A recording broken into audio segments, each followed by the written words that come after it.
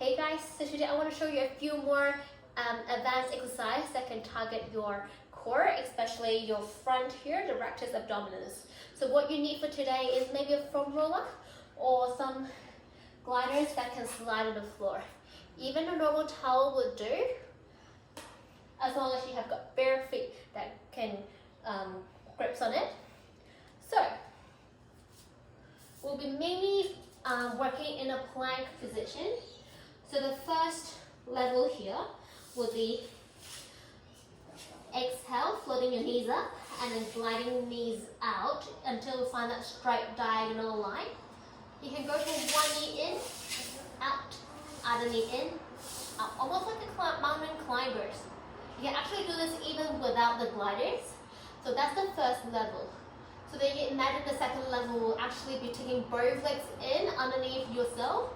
So as much as you can, pull the knees in, maybe even knees to elbows, and then sending it out.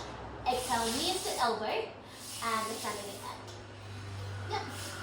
It's your choice whether you run around your back or keep your back flat.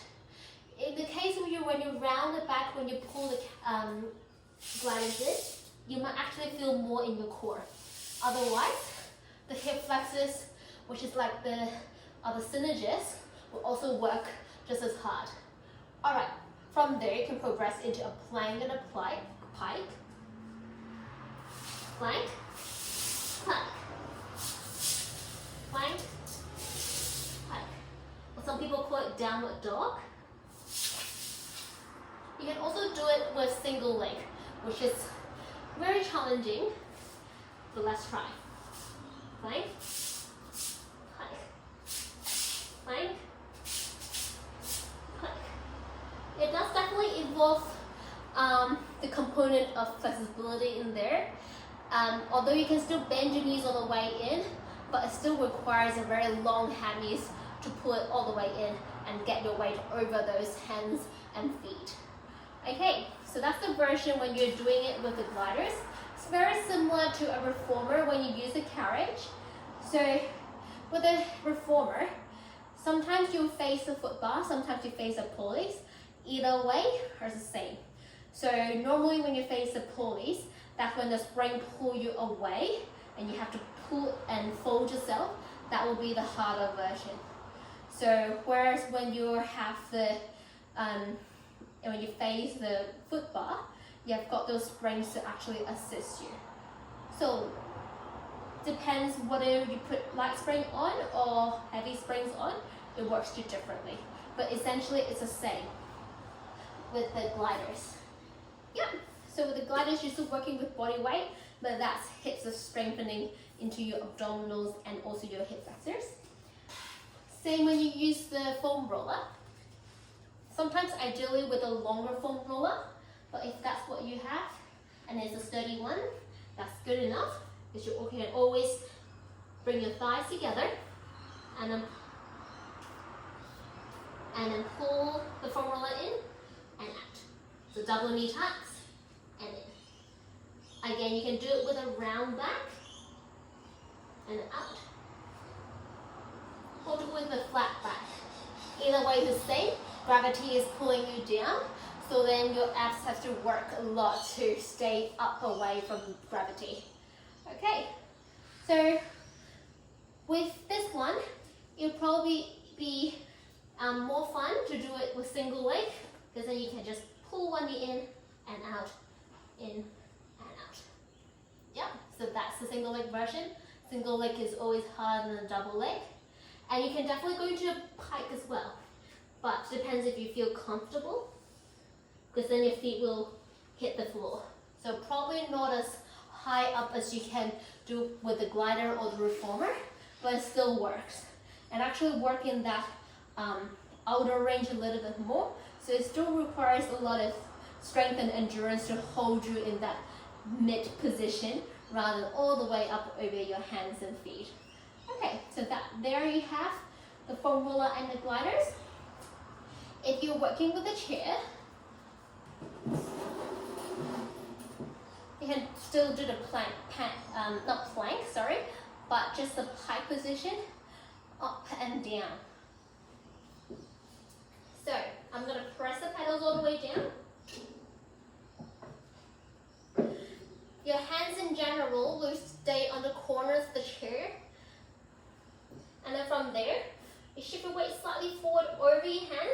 too much, ideally. And you try to look underneath yourself, find your tummy, and float the pedals up, round your back, pike your hips up to the sky, and then slowly lower back down. So if you imagine yourself like a yoga mat rolling the yoga mat from your head, that's the feeling you want. So you're going to go head down, and then curl your chest under, and your ribs under, and try to get your sitting bones up to the sky. That way you can float the pedals up. The goal here is to get the pedals all the way up until the springs are closed. You can also do this with the hands on the side, so you work your obliques a tiny bit more. In all those versions just now, you can also have your hands on the side or knees tucked into the side to work your obliques a little bit more. So in this case, we'll frame the upper corner of the chair, and then we'll pike up this way and down. Exhale, up and down. Some people even do it with the staggered feet this way. So they turn the hips all the way sideways, and then do it this way, and down. All the way up, and all the way down. Okay, the less springs you have, the more challenging that will be. And also if you try to not shift your weight forward too much over your hands, that way you keep the weight here, you work your abs a bit more. The other way to do the pike on the chair is to actually face out rather than face in. So some people call this a tendon stretch. You can also do this on a reformer, where you sit on the foot bar and have your feet on the edge of the reformer carriage. So that's a very similar one, but the pedals go up and down, but the carriage goes slide in and out. So that one is more like a swing, like a seesaw. This one, it's more like just up and down.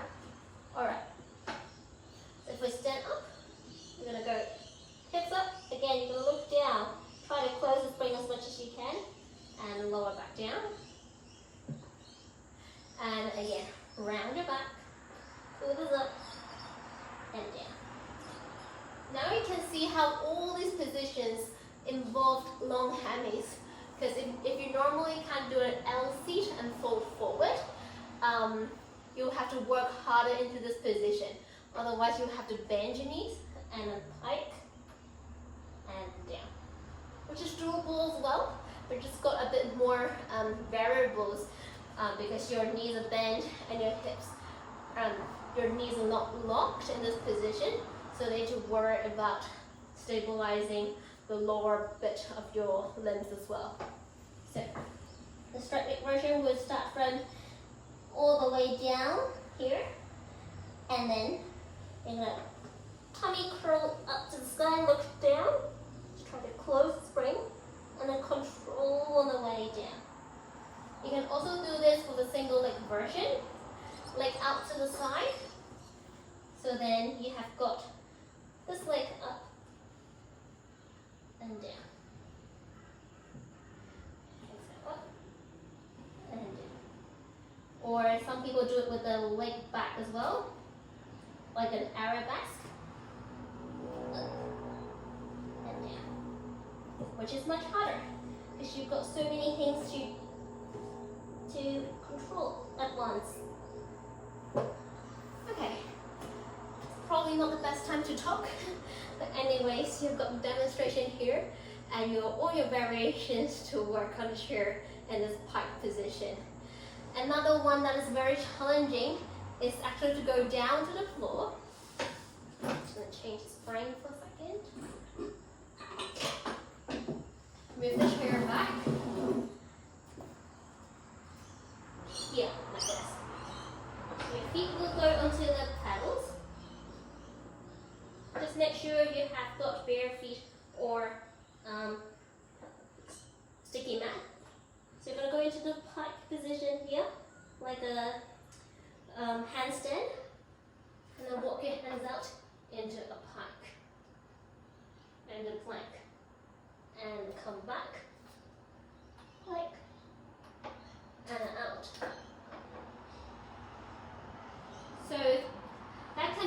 when you're on a heavy spring. When you're on a lighter spring, you can keep your hands still and then tap your hips up and down from there. Let's try.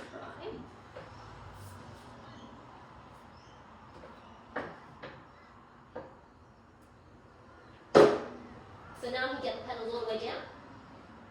And then you're going to draw your tummy up and try to pull the pedals up as much as you can. Pedals up. Up. Whew, a lot of work there. So you'll probably need to be comfortable on your wrists as well, doing all those weight bearing on your hands and basically just your toes. So this one will be the hardest one so far to play with the spring as well.